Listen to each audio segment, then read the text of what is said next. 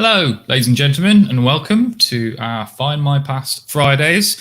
Hopefully you're sitting comfortably in a wonderfully weathered location as we all give our weekly weather report and see where we are and how things are. It's a little cooler today in Edinburgh than it was for the rest of the week, but I read that it's hotter than Buenos Aires, so that's quite exciting. And I know that there are people from all over the world, so I'm sure there is going to be some warmer places and colder places. But thanks very much for joining. We've had a rather exciting week. I saw you on Wednesday, and that was a really exciting time. It was good fun. Hopefully you enjoyed the question and answer session. It was great fun being here. And remember, second Wednesday of the month, we'll do that every single month. So get your questions ready, prepare them in advance, and we'll come together and we'll talk about family history.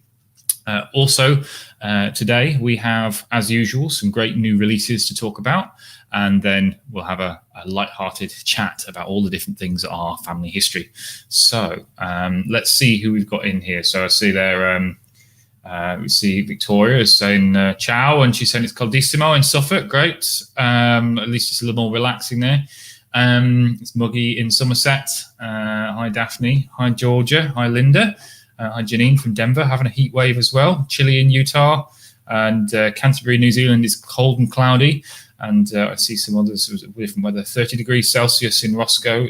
That's Illinois, isn't it? At 10 a.m. So that's going to be quite a day.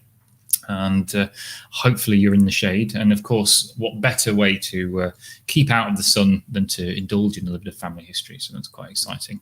And yes, we have so much to talk about, some great records, and I think we'll give it another 30 seconds or so before we start talking about those, so that it gives people a chance to join us, and that will be one of those great things to get started with. And I hope you're ready for the question of the week. If you were with us on Wednesday, you would have had a preview of this, because we got so excited about that question that we made it the question of the week, and it's a good one. I'll give it you now to have a think about, maybe dig out if you haven't got them on hand. But the question was, what's the most interesting name that you've come across in your family tree research? There are lots and lots of really, really fascinating, interesting names that we can think of, and we can talk about whether they're our own ancestors or people that we know of. One of the ones I particularly enjoy, one of the kinds of names we talked about a little bit on Wednesday, was the Puritan names. Very, very wild and wonderful names, which some still survive. Verity, chastity, faith. Those names are still with us, and they came at that point. But then there are some amazing ones as well, like fear God, fight the good fight of faith. That's a good one. What God will. Thanks is quite a calm, quiet one. It might be very, very confusing in a conversation, I think, if we're sitting there and saying thanks, and someone looking up and saying, "Do you mean me?" And said, "No, that's not what I'm talking about at all." There's a good one, Dancel del Felbo, Mark Antony Gallery Caesar. That's a really good first name, which you can find in our records as well. Job raked out of the ashes, and has descendants, which we'd hope with family history, because many of them are our ancestors, but that's another name that never really caught on. And there are some cruel ones as well, some different ones. Obedience, sorry for sin, lament, which sounds very, very artistic. I like that one. Dust, and the things. Makepeace is one that you might know from the author William Makepeace Thackeray. So that name did survive for quite some time. Kill Sin, Free Gift, some others as well. So there are lots and lots of those great names.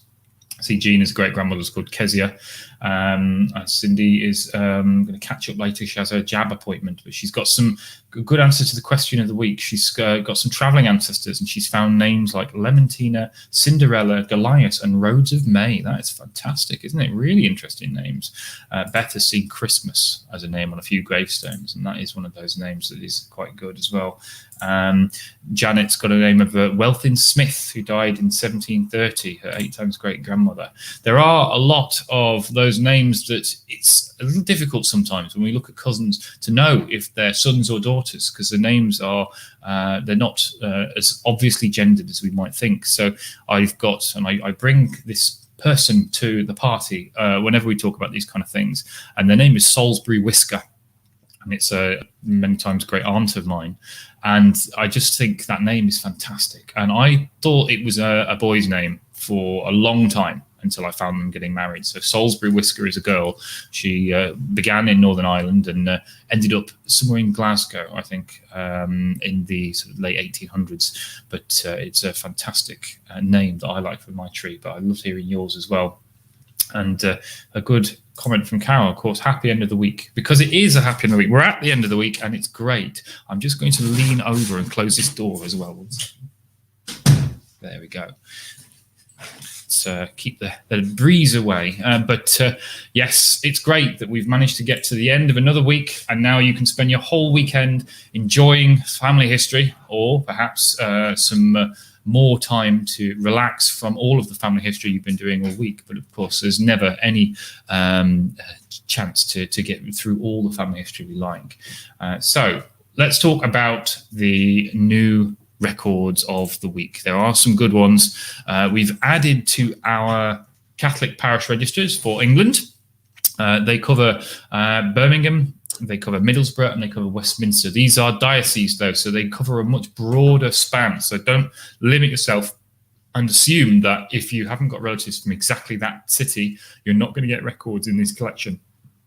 Do take a look. We've added lots and lots of more modern records this time. So we've added records from 1911, 1921 and 1916 for baptisms that we've moved forward 1 year than we had before. So if you've got some cousins you're looking for, this is the time to go and take a look. Same with marriages from Birmingham and Westminster, 1911 and 1944. And then we added some burials as well from 1911, 1921 and 1942. And some great congregational records. And those congregational records are often underused. There are some great things in there. Things like sick calls, people who were ill, they were visited by a priest maybe, and then you'll have that information in these records. And that might help you because it might be perhaps just before a death. It might give you some more detail. They may have recovered. There's other information that we can glean from these kinds of records. So they're really interesting as well. And remember, sometimes they'll use the Latin version of a name, but our search is quite clever in that when you search for, say, William, it will also search for Guilliamus, the Latin version.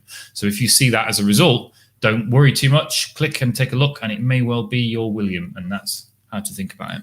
We've also added another of our community poll suggestions. We let you choose which records you'd like to see. And the biggest winner of the week was the British Armed Forces First World War soldiers' medical records. This is a collection of those who were wounded or anything like that. If they're injured, then they would go to these hospitals, and some of these records survive from that period, and they describe how long they're in for, the different details about their ailments, details about them and their military service. A really useful way of telling a bit more of a story. So we've added 1,900 new entries to that collection as well. And then, of course, we would be nothing without our newspapers, and they are fantastic, always brilliant. There is a great new edition this week. We've got the Morning Herald of London from 1801 to 1803. Then we've expanded some more. So the Herts and Essex Observer from 1982, more modern. The Newcastle Evening Chronicle from 1912. The South London Press from 1871. And the West Briton and Cornwall Advertiser from 1993 to 1999. So some more modern things for you this week. However, that doesn't mean that you won't find some great things in there relating to all of your family, because when we work backwards, you can work forwards and find those fourth, fifth cousins, get the bits of information that might be able to put another generation on your tree to the side. And then that's perfect for meeting those distant cousins and sharing stories and sharing information. Perhaps they're the one that inherited that family Bible. I know that Sean is in here, and he's a distant cousin of mine. And I certainly haven't got the Cleland family Bible, and I don't know if he has, but I assume some other relative has it. And maybe together we'll find who that person is by adding some more cousins and things. So definitely never neglect adding those extra cousins.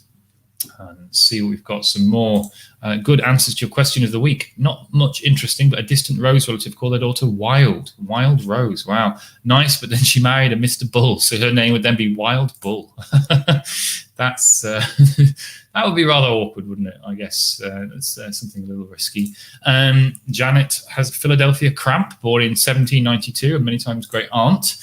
And it's really, really interesting. And there's lots of names. And Ellie, who's in the comments, has got another Eleanor Overthrow in her family tree back to the 1600s. She thought she was the only one, but no. But however, there is always only one Ellie, and she is impossible to recreate. So that's just an inspiration, I think, rather than the one that we know and love today. But there we go. You see, I hope my check is in the post, Ellie. So Tracy's great aunt was called Lemedy. She's never heard of anyone else called it. That is an interesting name, Lemedy. Wow. And Janine had a breakthrough yesterday regarding her family from West County Cork. The Murphys are further designated in records as Murphy Mahish, but she now knows it should have been Mahis. Is that a designation that means anything? Maybe a place name. They live near Alahis, which has a similar sound to my ear. That is interesting. I don't know too much about the locations in Cork. Maybe someone here does. Maybe someone else has some local knowledge and might be able to help. It's something I've not heard before. So I think we have to ask the community, and maybe someone there will be able to give you an answer. But that is good to bring the questions over, because there are some great ones that we can all share and hopefully get some things. And Sean has come back and said, no, he hasn't got the family Bible in our family, so we'll have to keep looking. And that is the thing that I'm always incredibly jealous of those people that have them. And I know as someone that collects family Bibles as well, and you think of how many of them over the years have been discarded or thrown away and everything. It's good they can find a loving home again, but they can have some great first-hand information in there. So they're really great sources of information for genealogy. And see what we've got here. So Marion's in Coleraine, so that's interesting. Hi, Marion. And there are some great names, as Ellie's saying, that we're seeing in the comments. Some fantastic names from everyone. Tiny Homes is a great name, and that's from Jane, who's found a lot Worrell and a tiny home. So it's fantastic. It is great.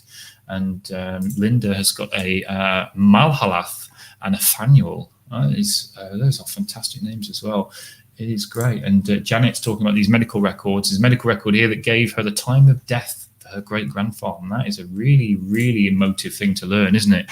That's really spectacular. And these records are one of those things that we should go to when we look for information about our ancestors. It's very easy, particularly when you're building a family tree and you make facts, and these facts all go in. And so we've got a birth, a marriage, a death. And you can say, well, I've got that. I've got the date. That's me done. But when something happens like a death or a marriage or birth, there are then all of these extra things that happen as well. And those things also generate records. They also give you extra bits of information you can put into your tree and more detail. When someone dies, you've then got the will, you've got the probate, you've got perhaps details of their hospitalization, you've got more information like their burial, then you've got their monumental inscription if they have one. There are lots and lots of things to tie together to tell the whole story of that event, of when your ancestor moved on, passed away, or perhaps a marriage. You've got banns or a marriage license, and you might have marriage notices. You might have for death an obituary or a death notice. All these different things all come together to make this patchwork and to tell the whole story. So don't stop at just that death record. Keep adding and adding more and more until you've got that entire collection and you've been able to tell more of that story. You'll often get things like next of kin. Maybe you haven't got those next of kin in your records. There are lots and lots. I see Ellen has Septimus Witter's daughter, Sophronia, her third time's great aunt. That is a really nice name, Sophronia. I shall have to remember that one for my own family. And so Linda has no interesting names yet. Lots of Smith, Brown, and Harris, though. But they did receive a letter a few years ago addressed to Mrs. West Midlands. That is a good one. That is great. And Jackie's friend's name is No Name, pronounced No Name. That's great. That's it's one of those accidents sometimes. I do remember at the family history shows that we all maybe can remember back in the day when the before times were upon us. There was a family tree that someone showed me that I was giving a bit of advice and help with. And they had managed to make a family tree based on some other people's trees, hints, and some records that have been transcribed, things like that, using the surname Not Known, because someone had made that in their tree and put Not Known, that they didn't know the family name, and this had been copied. And then they'd found another generation of someone else who'd done the same thing, and they'd made this patchwork of all of these people called Not Known, and they thought Not Known was their family name, and that was a really awkward moment of realization that all of this had to be redone. But it is very easy sometimes to slip and to find these kind of things. I see Andrew is saying that they have a couple of girls with Malvina as a middle name. No connection with the Falklands as far as I know. Or I don't quite know why in Argentina they call it the Malvinas Islands, but I wonder if it's named after perhaps a saint or some other thing, which might be the reason that you've got a common root of where that name has come from. That's one thing to look out. Marin's grandmother was always known as Jewel, but her real name was Dorinda. Her father apparently called her his little Jewel as a baby, and it stuck for life. That's very, very great. Andrew saying Facebook is rubbish for showing what you want. And I think there are some people saying there are a few gremlins in there when it comes to the chat. So I'm reading through as much as I can. And if you send it, hopefully I'll see it. But do keep your eyes peeled and watch. And you may need to refresh the page perhaps if it's stuck, but hopefully not, and hopefully it'll get better. Nicole has two Parthena Elsie Smith, who is her great-grandfather's adopted sister, and her 4 times great-grandmother, Kezia Higgs. Love to know where the Kezia comes from, as it's the only one in the tree. I know of a few people through the years that I've met that have been called Kezia. I'm not quite sure the root of it. It feels like a very Victorian name I can think of, but it's a very, very interesting one. And Karen has said, what do we think about Irish naming traditions? Should they be taken with a pinch of salt? Naming traditions are really interesting because of the fact that they can give you a clue. If you've got 2 families and you're not sure which one's which, and your family continually uses a certain name in a certain order, anything like that, then you can have a bit of a nudge in the right direction, and that might give you the idea that this is the family you're looking at. However, naming traditions are just that, they're a tradition. And so if you completely tie yourself to these things and say, well, the next child must be called John, that must be how it's going to be. If I don't find a John, then this isn't the child that I'm looking for, and things like that. Then you might miss out on the records that you need, because traditions can be broken, they can be changed. And so you can't be totally sure that that's what you're looking at.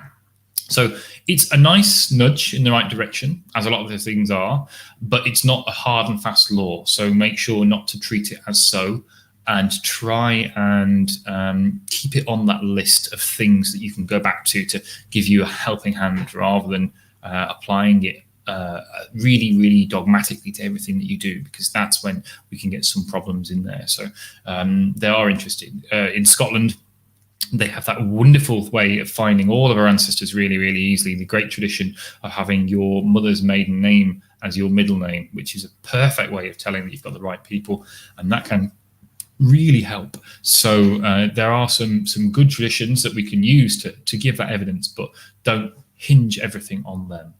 And so Matthew is asking what the question of the week is. He said the question of the week is, we're asking about the interesting names that you've come up with and you've found. So interesting names in your family tree or in the research that you've been doing that you've come across. So it's a very, very interesting one. And wow, Jan's got one. Mahershala Haspaz Gorton, daughter of Samuel Gorton, civic leader of the colony of Rhode Island. Her name is mentioned in the Bible, in Isaiah chapter 8. I think I've seen one other person named that, which I was looking for a very large name, and I found something like that. And I think it was in some old parish records. So that was it's quite a big one. And obviously, I guess children might take a little bit longer to learn to spell that name. That's quite a one. And Natalie's got a line of farmers whose first name was Israel. Don't think they were Jewish, presume Old Testament names. And that's quite right. The name Israel can be Jewish, but it often can just be a biblical name, and that can mean that someone is from a fairly devout family. It doesn't happen to mean that they're Jewish or anything like that. And sometimes people just like the sound of different names, as they do nowadays. Sometimes they'll name people after characters they see in movies and television, and all these different ways that these names can come about. So I know that when you look at the patterns of the most popular names of the year that keep being released every year, you can see how things go up and down depending on things that go on in the television or anything. And sometimes if there's maybe someone who's particularly naughty who has that certain name, then that name will become less popular for a while. All these different things that change. It's quite common for people to name their children after their parents and after their grandparents. So there's a little bit of a cycle for names to come back. And I know Alfie and Alfred and things like that are now getting much more popular because of the fact that it was used by people who were, our grandparents and parents, and it means that we're bringing them back to honour them. So there's a little bit of a cycle. So I can only imagine the Kylies and Robbies and Chantels and all that sort of thing that will be back in 2050 something, walking the streets. And so it's going to be an exciting time to meet Robbie and everyone else. Emma's got a good one, Mrs. Peachy Tryon, who, in her opinion, was completely trying on when it came to a certain court case. It must be a bit difficult when you've got a name like that, because you don't want to direct the judge or the jury in a certain way. So that is a risk. And there we go. So Matthew's come in with some good facts when we talked about the Malvinas. The Argentinian name for the Falkland Islands, Las Malvinas, is not etymologically related to Malvina, but is derived from the name of St. Malo, a seaport in Brittany. So maybe we've got some more digging to do to find out where that name Malvina came from. But that is a good one. That's an interesting one. Thanks very much, Matthew, for the answer there, because I love it when we can pool our knowledge and find out some new things. I love learning new things as well.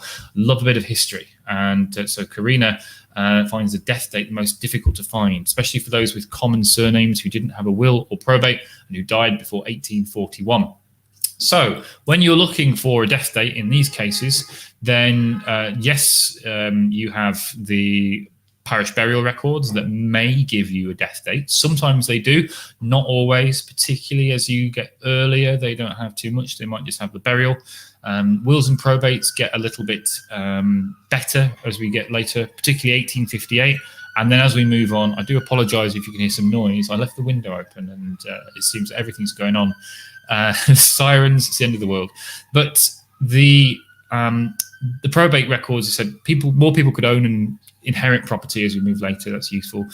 Earlier on, try and look for other details like a monumental inscription or something like that. That can be helpful because that will give you the date of death, not the date of burial. If you find a burial record, try and see if there are any surviving stones for your relatives in these places, and you might get lucky. That is one of the ways I would start with. And also, the people who have not so much money, it's a little bit harder, particularly because they're not in things like death duty registers and other stuff, which are another place you can find details of death. But it's not impossible. So start with looking for those burial records. When you find the burial, if it's not on there, go to the monumental inscriptions, see if it's there. If there isn't a monumental inscription, keep digging around. Perhaps see if you might find a note in something. There might even be some local records that might describe something. You might even find in newspapers, if you're at this kind of point, you might find not perhaps the death notice, but you might see the auctioning off of someone's estate and things like that, lots of property they had. And you didn't have to be very rich to have that. You may have had a shop or something like that, and the contents of the shop might have been then auctioned to pay for things or to pay back any people who had been owed money. So there are other ways to find that information as well. So try and narrow things down and use those extra bits as well. I think, yes, a lot of people have a Kezia. So Sally's got a Kezia. Andrews says that Kezia is biblical, and that's I think that's quite likely. I think that's one of those really, really good names I think I'm going to dig into. I like that name a lot. Jan has a Petronella Pentecost. That sounds like something that's been written for Harry Potter. I like that. That's a great one. And Ellie mentions Scottish naming traditions helped her work out she had Scottish roots. Lots of those maiden names use as middle names. It's a really, really effective tool for Scottish research. I'm only a little bit sad for those who don't have Scottish ancestors and don't get to enjoy that extra leg up, that help that can be given. And I see a lot of people here saying that Kezia is in the Bible, so that's good. I'm seeing there's a few more comments have come through. It's great. Susan has a Zipporah. That's a great name. And Lloyd has an Aunt Meta. I think we talked about Meta on Wednesday. Meta's a great name, isn't it? Janet's 3 times great grandmother was Hamutal, and that's interesting, especially when it comes to transcribing these records. Ali's neighbour named their son Atticus. Now, Atticus, is it Catcher in the Rye? I'm not sure. It's from a book, I remember, I'm sure. Is it Atticus Finch? I can't remember exactly, but that's a great name, Atticus. Although I confess, perhaps you depends on whether you want them to be aspirational or you want to be like the characters in the books. Maybe not. But Roxanne has a Samuel Gorton as an ancestor, as well as someone else who has a Samuel Gorton. So that might be a connection. Maybe for the first time we can get through a Find My Past Friday without a new cousin being given to me. And maybe this time it's your turn, Roxanne, to have a cousin. This is the place where cousins connect. This should be the tagline of Find My Past Fridays whenever I'm around. And hopefully that's going to be it. I'm going to pass on my cousin finding luck to you this week. And hopefully that's going to be of use. Ivy came across a Thurza French. She became a Thurza English when she married. That is a really interesting one. And Sally's saying as well, it's very confusing when names keep repeating in families. She's got hundreds of Fredericks. And it's interesting when you'll get a family who will reuse a name. Perhaps a child dies in infancy, and then there'll be another name, and they'll use the same one again when the new child comes along. And sometimes it's quite easy to get tied up in knots, and you might apply the wrong record, like the wrong death record, to the wrong child or something like that, particularly if there are two that die quite young and we're looking in between census years. That's one of those awkward things that sometimes takes some arranging and working out. One of the great tips for this, if you're looking a little bit later, is the 1911 census for England and Wales. They call it the fertility census because of the fact that it asks you how many children have you got, how many children have you ever had, and how many children are still living. And that's a great way of finding out if you've got the right number of children on your tree. Sometimes I will use that census, and if they say, for example, 7, I'll make other people on the tree if I have only got maybe 5 or 6 children, and I'll add them. I won't add their gender, I won't add their name, but I'll put them in so I know I'm looking for something in the future to keep my eyes peeled so I can make sure. See, I'm just saying that lots of names have fashions. Lettuce is in the early 20th centuries, among others. I think To Kill a Mockingbird, there we go, not Catcher in the Rye. So thank you very much, Patricia. That's again, I like it when we can all come together and especially help my ailing memory. Karen has discovered a Septimus, so that's good. It's a really nice name, Septimus. And Ivy has a local inscription where the woman's middle name was Dolphin. Oh, that's interesting. I think Dolphin for a little while was slightly popular because it's like the French Dauphin, as in the prince. It's a name meaning prince. And I think in France, I think that name is still a forename that is used now and then, Dauphin. So I imagine perhaps Dolphin has come from that. And so there we go. So, there we go. Atticus Finch from To Kill a Mockingbird. I think everyone has got there with that. So thank you very much. Lloyd has asked if I have any Cullens in the Caribbean. I haven't found any at the moment, so I don't know. All the Cullens I know of haven't really been that lucky with money and haven't really managed to become wealthy or rich. And so I don't think we really did much in terms of colonial workings, but I'm always looking, always going back, and maybe hopefully in the future there might be something, because I do know there are some Cullens out there. I think some owned they owned a plantation, I think in Barbados. I think someone was telling me about that a while ago, and it was an interesting bit of knowledge to learn, but I haven't yet connected that together.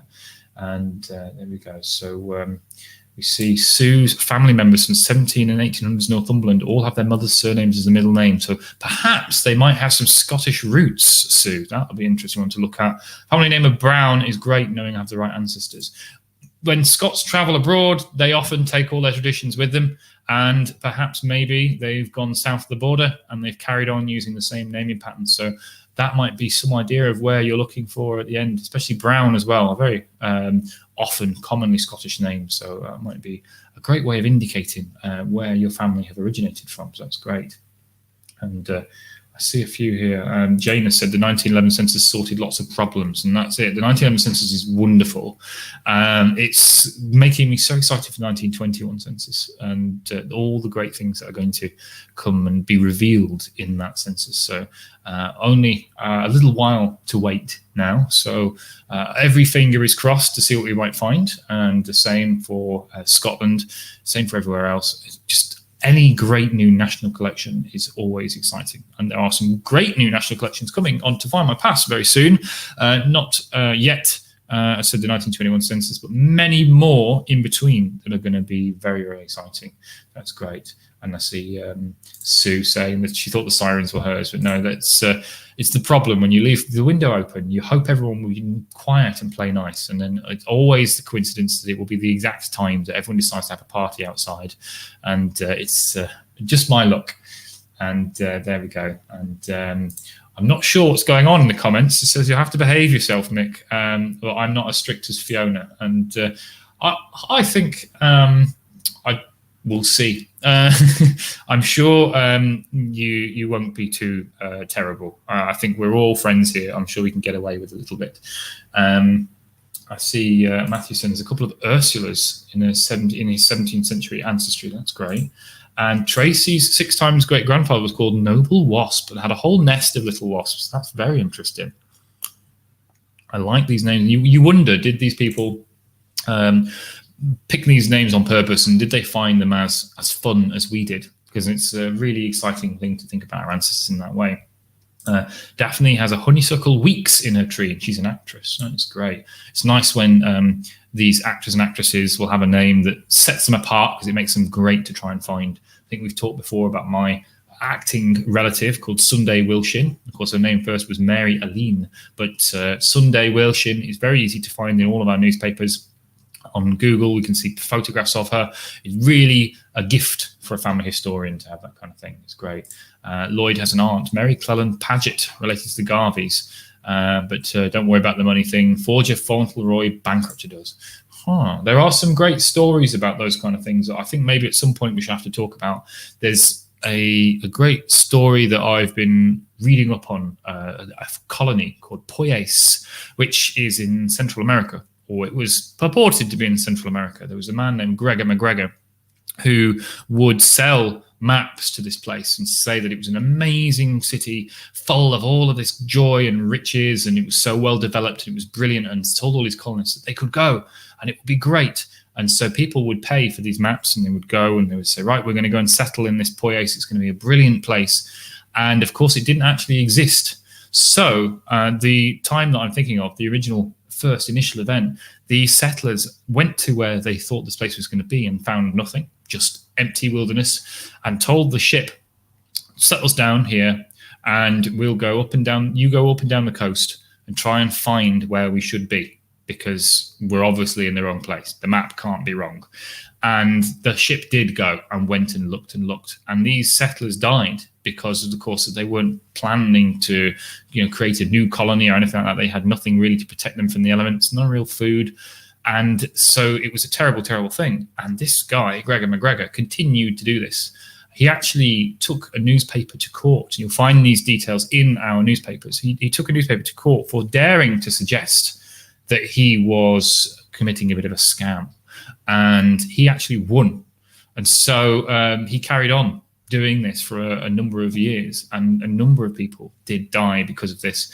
And he made a bit of a quick buck out of all of it. It's a really interesting story that I think, yes, I need to go into more detail very, very soon.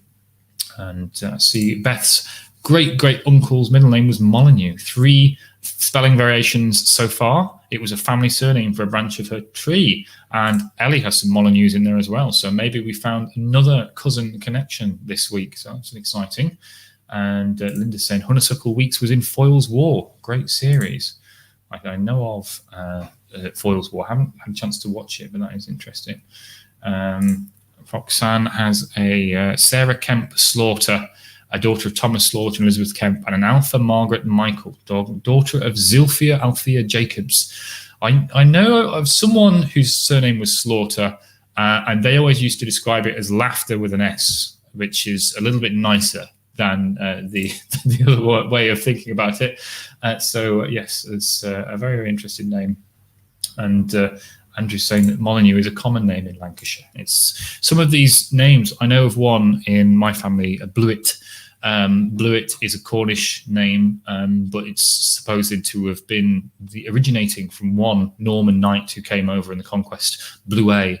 And now, of course, there are so many descendants of this person that there are practically millions of Blewetts around the world and around the country. And Blewett spelt with a UE, spelled EW, all coming from that same root. So it is interesting how a name like Molyneux, which again sounds possibly like it may be a Norman name, can start with maybe even one person, and it now has so many descendants all the way around the country and the world. It's brilliant.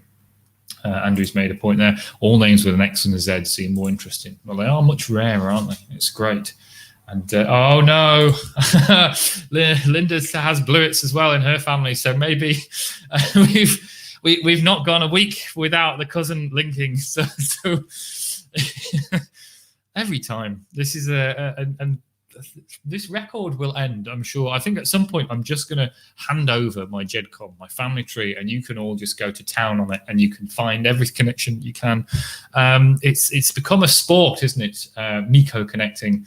And, well, we couldn't go a week, could we, without one? So we got that. I know I spoke too soon. This is the strangest tradition. But yes, so at least we've got a month now to wait until the next one. So I've got enough time to add all these new people to my family tree and keep going. So it's fantastic.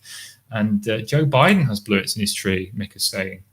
That's interesting. I know his Blewitts are in Ireland, and I wonder if they came over in the plantation of Ireland, and so they're originally English, and maybe they came that way. I don't know enough about Joe Biden's Blewitts. I just know that they're Irish, and I think his Blewitts have been in Ireland since a good couple of hundred years. So I don't know if there's a connection to my Cornish ones there. Although it would be nice to have a cousin like the president. I'm sure I could call in some favours, but yes, definitely it would be one of those things that needs a lot more research. And Fia's saying we are all related to Myko, and that's it. I think we've got to that point. I should now start addressing this broadcast with hi cousins, and we can start with that, because the longer we go on, the more that we find that that everyone is connected. And Matthew said that I blew it when I mentioned it. I do like a good pun. So we're all in the right place, I think. We found each other. For all the places we could be in the world, we're here and we are connecting, and that's quite exciting. And Patricia is saying that she's not a cousin of mine. And I think, yeah, it's only a matter of time. I think give it a chance and you might find out you are at some point soon, because I don't think anyone can go for long enough without finding a connection. So, yes, if you get your family tree on Findmypast, you might get some tree hints. Send a message to those people, and who knows, it might be me replying. So keep going and see. But if not, there are some great ways to share information using that and talking to these other cousins. So it's definitely worthwhile doing anyway. Janet has Pythagoras Quarry as an ancestor twice, one born in 1777 and the other one born in 1847. That is brilliant. I imagine that the second one's named after the first one. So it is interesting when you get one who then is the inspiration for the same name repeating all the way through the years and through the generations. Very, very interesting. And yes, so Roxanne is saying, I can't escape it. I know, it's true. I thought it would be you this time, Roxanne, who has a cousin, but no, it's been, I think maybe we've shared it. So hopefully, we'll all get there in the end. And Paul van Dudsen's name in Dutch is Dude is Death. So he's the son of death. And that is a fascinating name. That's really interesting. And I see Cheryl's made a point saying maybe an undertaker ancestor. It's a big thing, I think, when we have those occupational names and things. It might illustrate in some way a very, very way back ancestor that may have had a certain occupation. I do apologise for all of these sirens. I really should have thought of this beforehand, because it seems that something's going on. I don't see the news. And Thea said we were all related due to Adam and Eve. And if you go back far enough, it is true. You can find all these connections to all of ourselves. And I know that we're all probably around about 26 cousins, I think, at the most far. But it's always interesting when you can get a bit closer and you can find a documentary link and a connection. So it's the thing. I know we are all great cousins, but it's great when we can add people to the tree. And going back that far and having billions of people is going to take a little bit longer. So it's a hard one. Victoria had a witness to an Italian grandparents' marriage called Secondo. His parents didn't have much imagination. The brothers were just numbered names: Primo, Secondo, and Terzo. That is interesting. And Primo I've heard of a few times. I think Primo is a very popular Italian name. The other ones I think are a little bit rarer. I've not heard those before, so that is quite fascinating. And it's interesting. And Linda has a small twig of deaths on her tree. I know sometimes is it Diath? That it's pronounced a Terry Pratchett thing, I think, but yes, I think maybe it's pronounced Diaz as a way of keeping away from the dark connotations it may be beforehand, and then we go from there. I see Roxanne saying that we'll find out our New Jersey relatives connect us, and that's possible. They're all Italian, I think, over there. But yes, all the places that you can imagine to have relatives. I usually have one or two, so it's an interesting one. And I see Jan talk about the Samuel Gorton as well here to Roxanne. His Samuel Gorton was born in 1593. Her Samuel Gorton was born in 1593 in Lancashire, married St Mary Magdalene, Old Fish Street in London, started their own religion in Rhode Island. And that is fascinating. That sounds like quite a story, Jan. You'll have to tell us a bit more about that one. There are some great new churches popping up at that kind of period. I was looking at the Glazites a little while ago, and those records are actually in the archives at Dundee University. Lots of records from the east coast of the US and from parts of Scotland. And so if you can't find a relative and you're looking for East Coast records, you might find records in the most unlikely of places. So there are many places to look, and that's something to be proud of. Fee is back to 1688 in her Smith tree, and that's something that takes a lot of work and a lot of triangulation, a lot of cross-referencing. So be very proud of that, Fee. Beth is just transcribing some gravestones, and one surname I've come across is Fotheringham. Sounds like it may have been a derivation of Fotheringham. I've heard that one before, but that's an interesting one. Maz came across Donald Ducker Champness, and that's a good one. I like that name. That sounds like something that you could repeat a fair bit. And Karen's family has lots of children, and they always say they should just number them. It would be more convenient, wouldn't it? It would be one. I think Victoria's relatives had a good idea there. I think that's one. And that's another one. Kathy's distant branch of the family, multiple men with the first name Duckworth. Sometimes when you have a first name a surname becoming a first name, it can be very, very helpful because it usually has some connection to the family, and that can give us a bit more information. So that's really, really helpful. And it's great to see. I could see these connections being made. So it's very, very exciting to see other people finding cousins in here. So this is the place for finding new cousins. And Daphne's saying Dorothy L. Sayers, Lord Peter Wimsey's middle name is Death. And then some great blogs about names and naming patterns being posted by Ellie. And the links there will take you to a little bit more of a guide on what you can do with these names and what you might be able to learn from the names that are given to some of our ancestors, which is fantastic. I like the names that no longer survive, but it's great to help them live on. You know, they say you live as long as you're remembered. That's a great proverb I really like. I think it's a Russian one. And we make these family trees and we ensure that these people are remembered for all time. And we keep going. We custodian of these things that we are, start to build this tree ready to pass on to the next generation and continue going, whether it's our children, a niece, a nephew, maybe even a distant cousin. And we hope after that they can carry on themselves, and we keep building this great, fantastic family tree, finding these connections. Later on in life and later on in time, it's going to be a very different thing to do family history because many more records are going to be online. It's going to be less a case of hunting for records and more a case of learning how to get the best out of different records, how to interpret what you're seeing. All of those skills are going to become more and more useful. So it's very, very interesting to get on top and to start learning those things now because they can be really, really helpful in your research. I see Carol's got some Duckworths in her tree. She needs to work some more on those lines. Her favourite doctor's name is Dr. Mort. Not sure I should go and see him. That is one of those things. Sometimes, I can't remember the name of the phenomenon, but people who have names are very similar to their occupations, and there's a name for that kind of phenomenon, and I've seen it a little bit. I know people whose surname is Wood who then become a joiner or anything like that. There are a few of them that happen. Janine has a response to the name Jonas Smith, which goes back to the 18th century in their maternal line, and they may have been Irish travellers. Jonas seems like a strange name in an otherwise very traditionally named Catholic family. They found the word traveller along with a birth record from Birmingham in the 18th century. Keep your eyes peeled on Findmypast, Janine. Something that might help you a lot is going to be coming very, very soon, as well as the great Catholic records we have for Birmingham. there are some other records from Birmingham that might be a great help. So keep watching, and hopefully it won't be too long before you have something exciting popping into your inbox. If you're subscribed to our newsletter, you get those weekly updates of all the new records that we add. There are so many great new records coming. It's really, really frustrating because we've got 1 week's worth of records to talk about, but I would love to tell you about all the ones that are coming next week, the week after, the week after.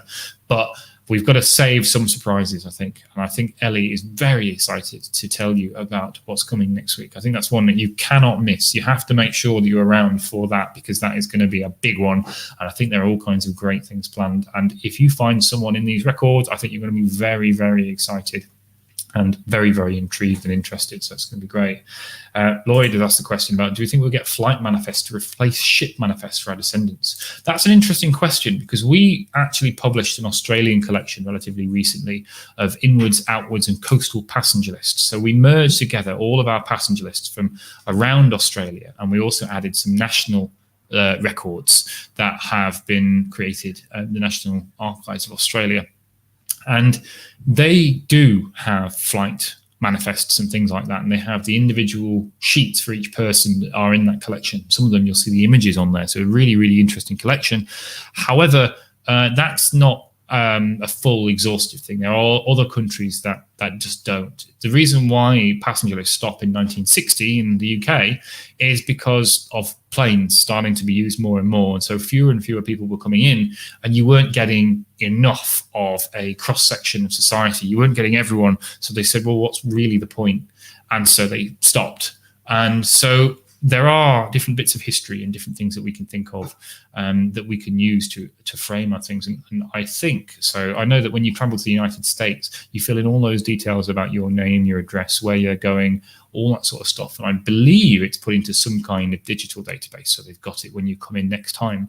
And I wonder, perhaps maybe, yes, in 100 years or something like that, that might be something that they would publish or open up, and we'd be able to see where we're all going and what we were doing. And that will be fascinating. But I don't think the paper records in the 60s and around that sort of point have been kept in the same way.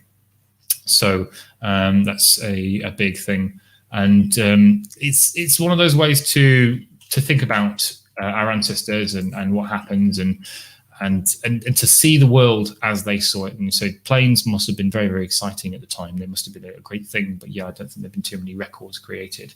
And so yes, Cheryl made a point. Be careful assuming that surname, middle names are direct ancestral lines. They have one where a daughter was named after her aunt, but it was the aunt's maiden name, not a family surname. They got off track trying to find that surname in their lines. And that's one thing as well. Whenever there's a tradition, and then you can bet that your ancestors will be the ones that didn't follow the tradition or something like that. So do remember to take these things as a guide rather than a rule. It's a really big thing.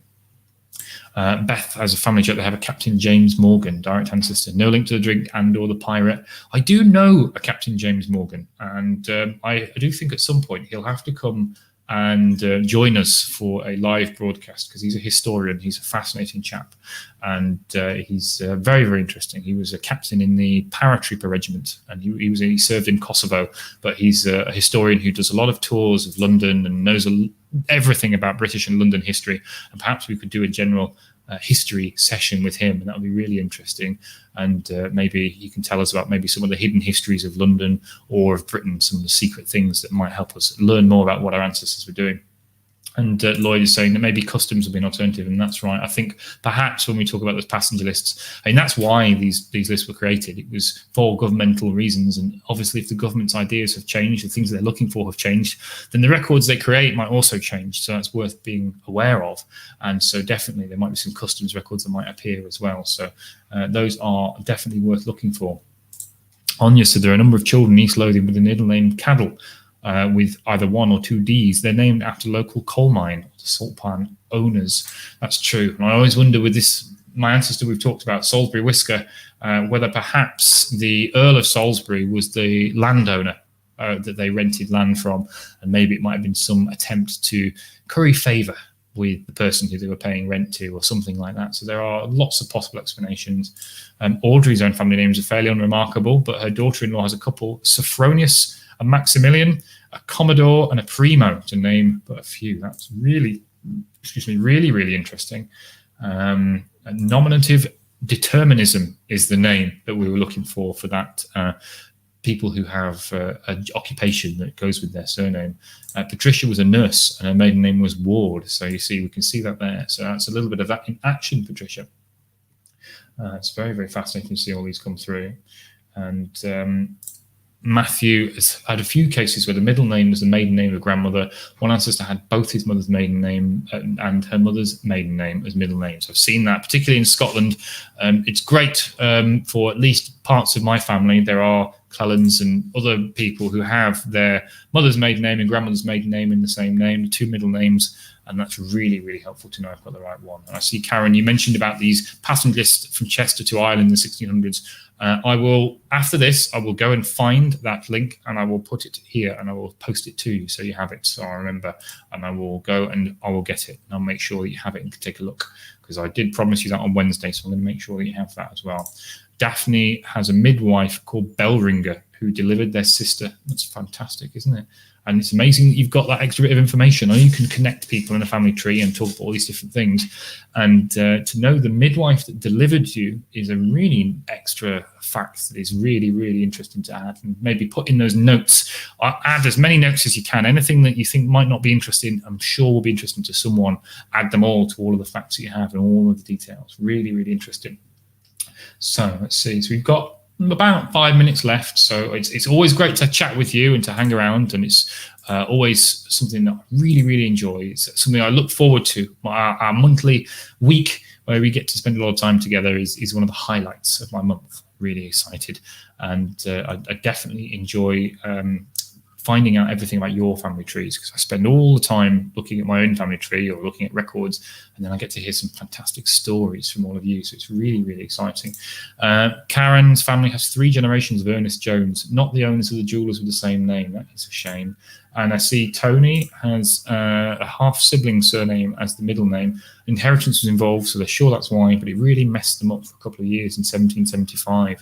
It's interesting, again, how these names can, as I think it was Cheryl talked about, how they can send you in these spirals of going in different places and getting confused and everything. Our ancestors were not very gracious and not very kind when it came to preparing things for their descendants.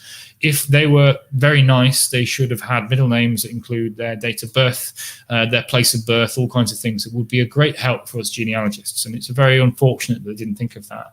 That would be a really good thing. And I wonder now if it's something I can do with my children. I can put in names like that. That would be very helpful.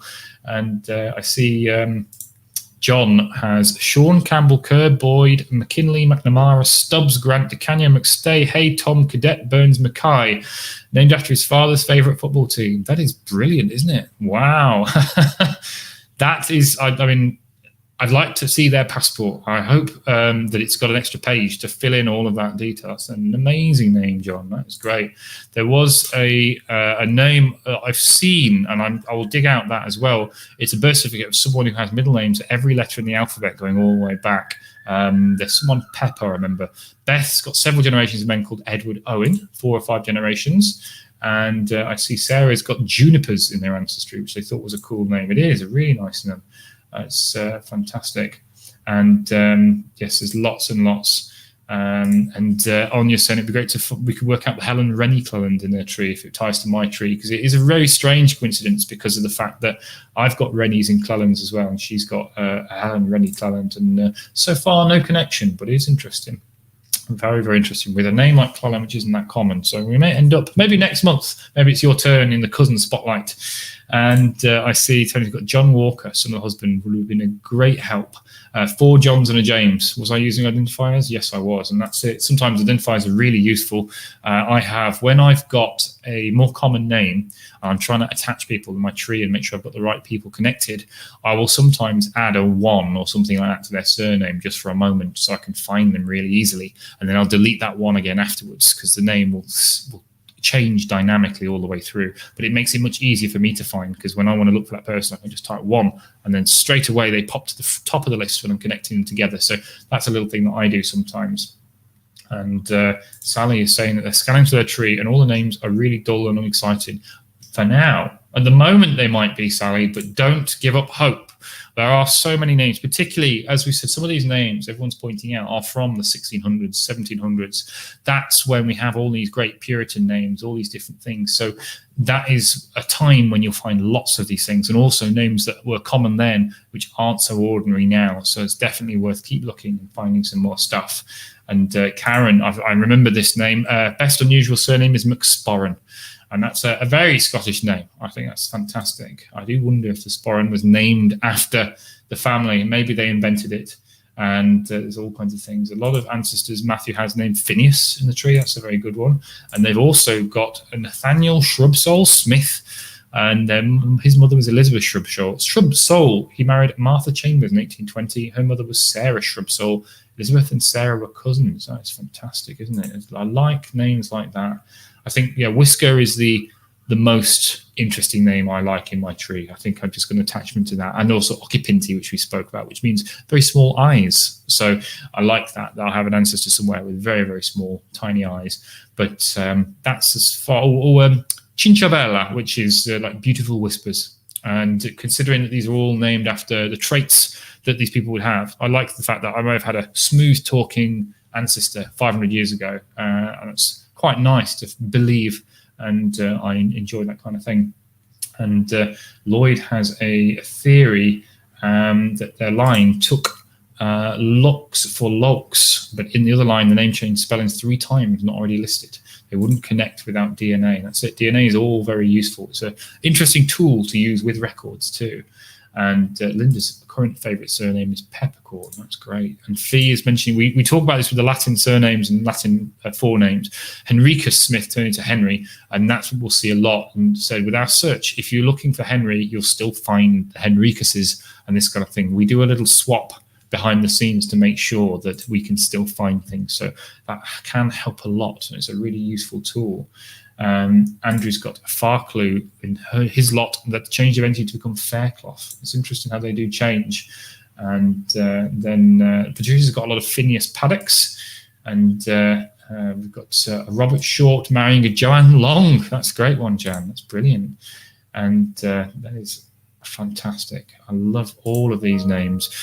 John has a girl named Lenesra by her Arsenal fan father, and that's interesting too. It's great that there's always a reason for all of these names. Whenever you see a name, it's been given for a point, and it may be an inspirational parent or grandparent or aunt or uncle, like we've seen some of these. It might have been a hero. It may have been someone that they read about in the newspaper. It may have been a story or a biblical story, perhaps someone from the Bible. They wanted people to be as kind or generous as perhaps one of the saints, one of the apostles. All of these things are great places to pick for people who have names that they want their children to aspire to. And so whenever you see a name, then you can sometimes dig down a little bit and get more of that reasoning and learn a bit more about how our ancestors thought. And that's a really big thing, because seeing how they see the world is one of the greatest gifts that family history can do. And it shows us where our ancestors are, what they're doing. And it's a brilliant perspective that can also lead us to other records if we think about what they may have done or how they may have thought. So it's useful. I know that we're looking at the names that make us smile or laugh or anything, but there is a genealogical point to it. Learning about these names and understanding the context can help. And so don't discount anything that you find in this family history journey. There are some great new records here this week, as we mentioned. Great newspapers as always, and there's always newspapers to look at. Keep going back and looking every single time you can for that to see what's been added because of the syndication.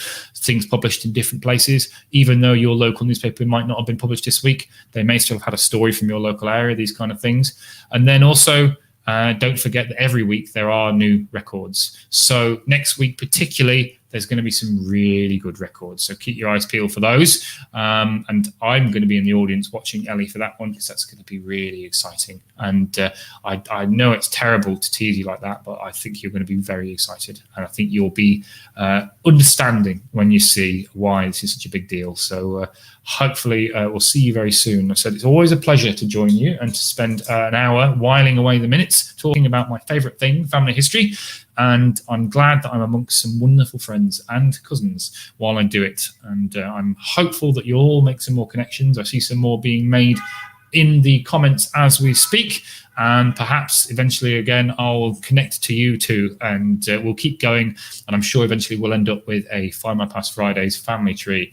But apart from that, I will speak to you again next month for our monthly Q&A and our Find My Past Friday on the same week. And apart from that, have a great time. Enjoy the weather wherever you are. And if it's not so great, stay indoors, keep safe, and have fun adding those new cousins, finding new records, and enjoying your family history. Take care, and I will see you very, very soon indeed. Bye-bye.